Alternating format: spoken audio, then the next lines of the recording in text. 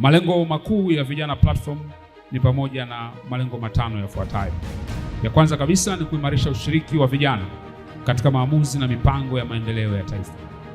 Mheshimiwa Rais Daktari Samia Suluhu Hassan ameagiza na kuelekeza kwamba maamuzi yoyote yanayohusu nchi hii na mipango yoyote inayohusu nchi hii, vijana wawe sehemu ya katikati katika ushiriki wao.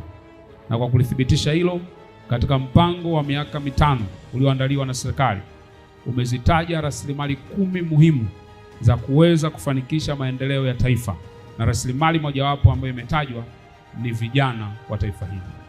Kwa maneno mengine, vijana katika nchi hii sio umri tu, sio idadi tu ya watu. Vijana katika nchi hii ni nguzo muhimu ya kubadilisha taswira na maendeleo ya taifa letu, sawa sawa na mwongozo ambao tunapewa katika dira ya mwaka 2050. Lakini jambo la pili, kupitia jukwaa hili tunatoa jukwaa la mawasiliano ya moja kwa moja kati ya serikali na vijana, kwamba kama kijana ana hoja, ana jambo la kuzungumza, ana maoni, ana maeneo ya kurekebisha, jukwaa hili linatoa fursa ya vijana kuzungumza moja kwa moja na serikali yao. Lakini jambo la tatu, tunatumia jukwaa hili kuwaunganisha vijana na fursa za ajira, fursa za ujasiriamali, fursa za ubunifu na teknolojia.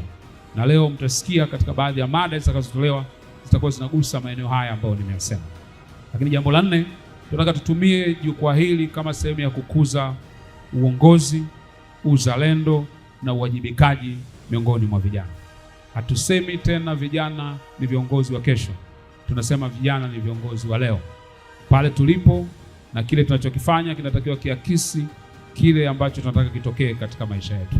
Kwa maneno mengine, ndio maana katika majukwaa haya tukiwa kule Dar es Salaam niliwapa nafasi vijana wachache, nikawauliza, leo wewe ungeteuliwa kuwa waziri wa maendeleo ya vijana, ungefanya nini kwa vijana wenzako katika nchi hii? Na tuliwapa nafasi wakazungumza na vijana wenzao. Kwa nini? Tunataka tukuze kizazi ambacho hakielezei tu matatizo, lakini kinaweza pia kutoa suluhisho, kwa sababu matatizo tunayokabiliana nayo ni sisi wenyewe, tunatakiwa tutoe suluhisho lao. Kwa hiyo jukwaa hili linatoa fursa na nafasi kwa vijana kukuza vipaji vyao, hasa katika uongozi, lakini pia kuhimizana katika masuala ya uzalendo na uwajibikaji miongoni mwa vijana. Badala tu ya kujiuliza tutafanywa nini, tunataka kupitia majukwaa haya tujiulize na sisi tutaifanyia nini nchi yetu na tutaacha nini kwa ajili ya kizazi kijacho, sawa sawa na kile ambacho sisi tuliachiwa na kizazi kilichopita. Lakini jambo la tano na la mwisho, kupitia majukwaa haya tunataka kuwawezesha vijana kuwa sehemu muhimu ya suluhisho la changamoto zinazowakabili. Hakuna anayejua matatizo ya vijana vizuri kuliko vijana wenyewe, na kwa sababu sisi ndio tunajua matatizo yetu vizuri kuliko mtu mwingine, hakuna mtu mwingine anaweza akatuambia kwa usahihi na kutuambia njia nzuri ya kutatua isipokuwa sisi wenyewe.